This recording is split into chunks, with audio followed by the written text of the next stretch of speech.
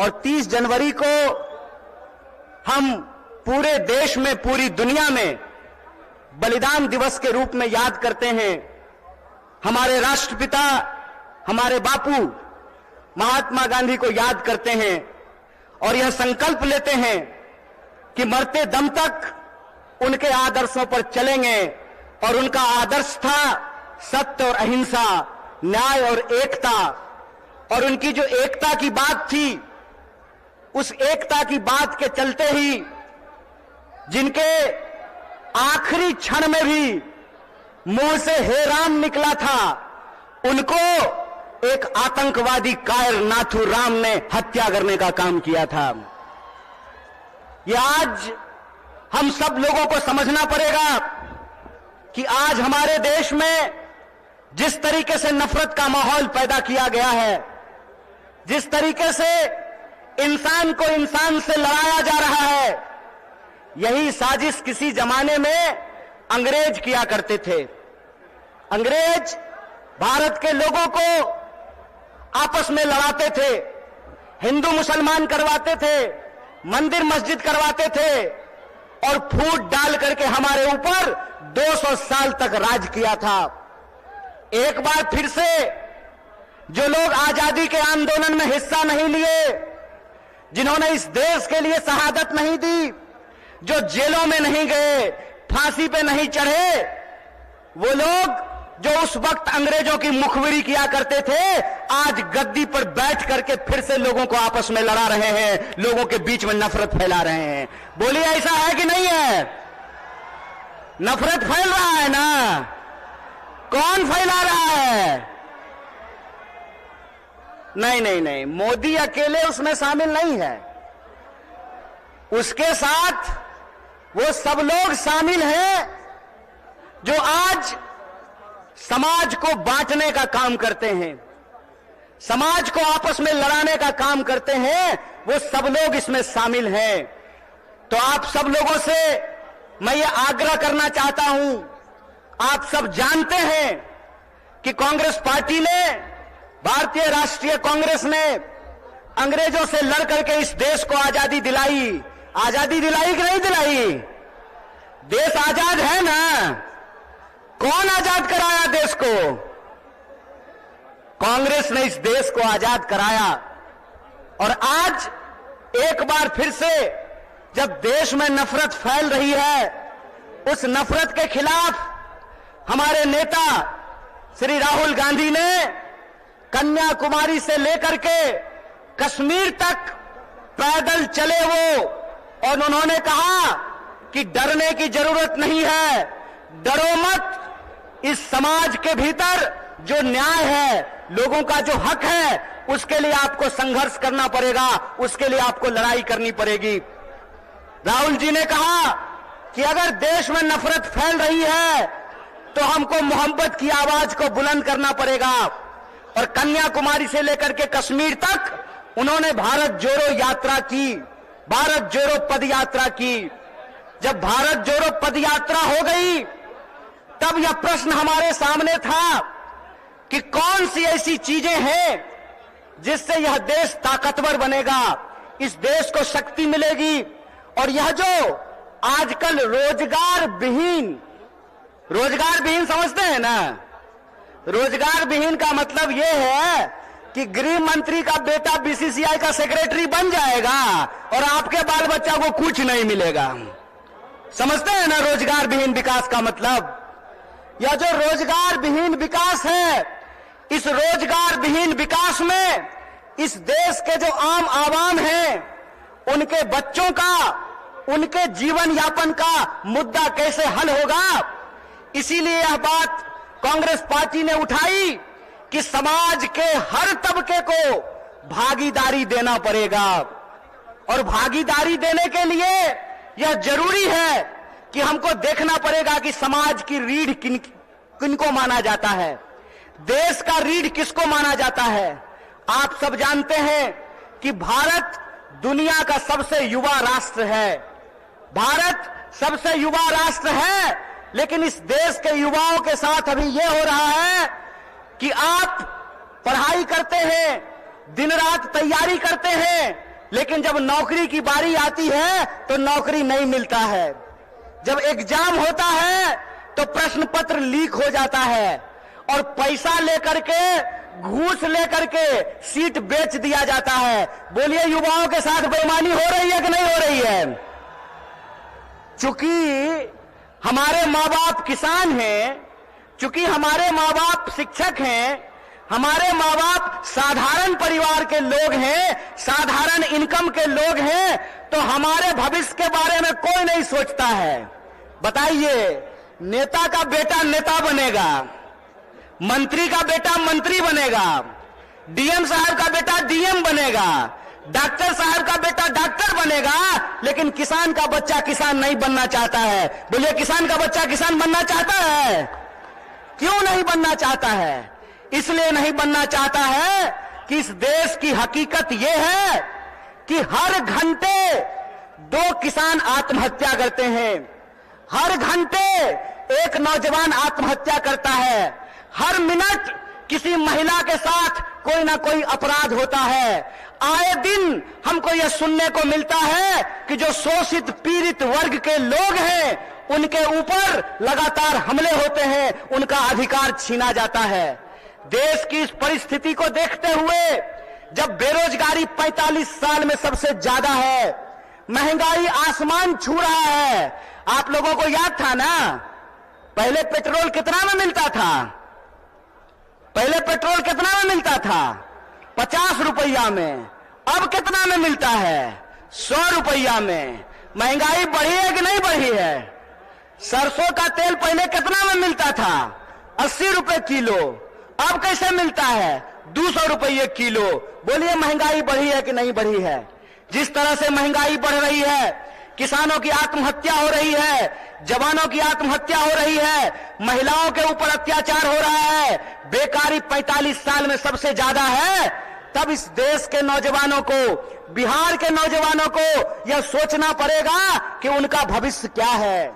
आप सोचिए कि अगर इस देश के नेता चाहते हैं कि उनके बाल बच्चों का भविष्य बना रहे, तो इस देश के किसानों को, इस देश के गरीबों को भी यह सोचना पड़ेगा कि उनके बाल बच्चों का भविष्य कैसे बना रहेगा। इसीलिए इस देश की परिस्थिति को देखते हुए हमारी पार्टी भारतीय राष्ट्रीय कांग्रेस ने और हमारे नेता राहुल गांधी ने यह तय किया है कि हम भारत जोड़ो न्याय यात्रा की शुरुआत करेंगे।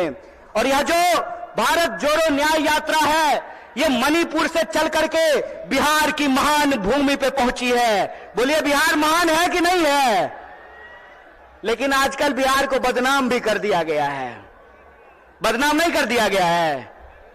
आज हमको मीडिया के एक साथी पूछ रहे थे कि नीतीश जी आपको छोड़ करके चले गए, इस पर आप क्या कहना चाहते हैं?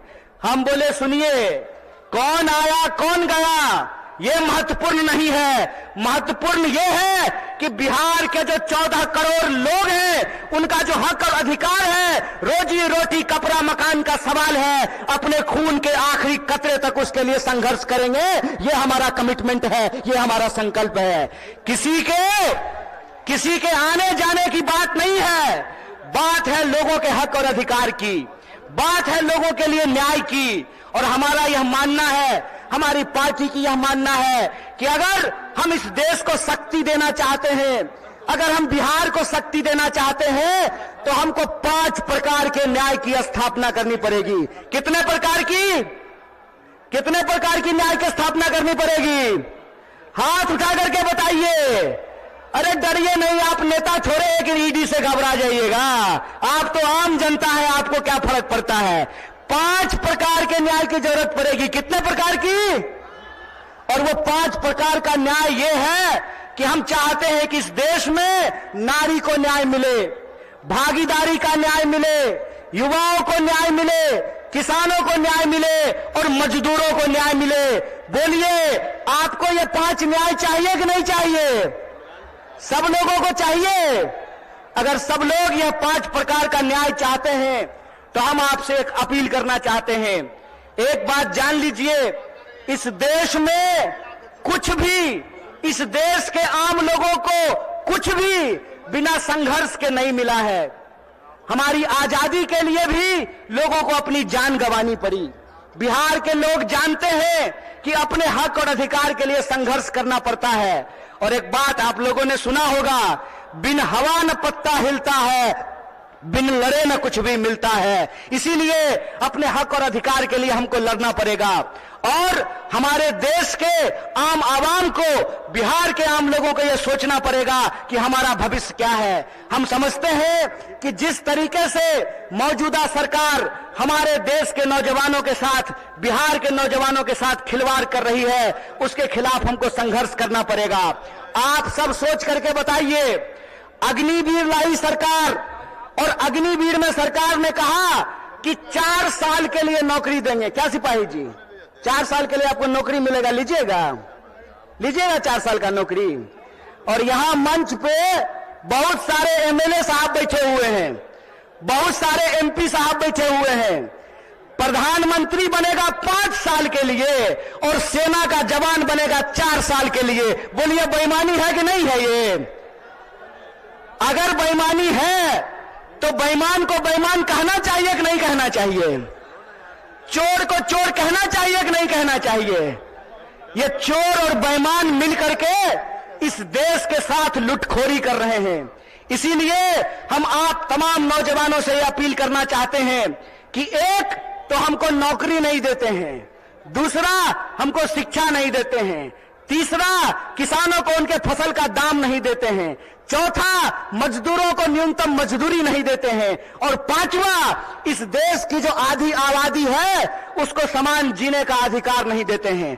मैं पूछना चाहता हूं, डॉक्टर बाबा साहब भीमराव अंबेडकर ने संविधान बनाया, कांग्रेस पार्टी ने संविधान बनाया, और उस संविधान की ताकत यह है कि डीजीपी का वोट एक होता है ना?